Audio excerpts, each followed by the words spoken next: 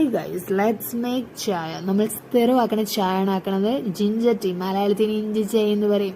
പണ്ട് തൊട്ടുള്ള ഒരു ശീലമാണ് മിനിമം ഒരു ദിവസം രാവിലെയും വൈകിട്ടും ചായ കുടിക്കണം എന്നുള്ളത്. എന്നാലല്ലോ ഒരു ഉഷാറ് വരത്തുള്ളൂ. നിങ്ങൾക്കും അങ്ങനെയൊക്കെ തന്നെ.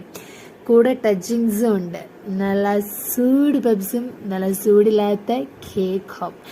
സൂട് പബ്സിൽ നിന്ന് അങ്ങ് കുറിക്കാന്ന് വിചാരിച്ച് എപ്പോഴും നമ്മൾ സൂടിനോടല്ല നമുക്കൊരു കമ്പം.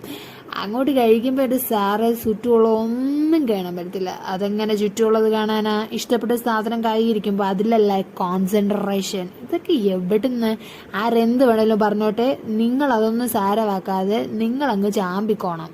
തൊണ്ടയിൽ കുടുങ്ങിയെന്ന് വിചാരിച്ചാൽ മുന്നിൽ നിൽക്കുന്ന ആൾക്ക് ഒരു പ്രശ്നം കൊടുക്കാതെ ആ ചായയും കൂടിയും കുടിക്കണം. എനിക്ക് പിന്നെ പണ്ട് തൊട്ടേ 32 പല്ല് കാണിക്കണ ഒരു കിണിയൊക്കെ ഉള്ളത്. നിങ്ങൾ അതൊക്കെ കണ്ടൊന്നും സാരമാക്കി എടുക്കണ്ട. പിന്നെ പ്രൈമറി ഒരു സീരീസും ഉണ്ടായിരുന്നു, അതുമൊക്കെ കണ്ടിങ്ങനെ ചാമ്പി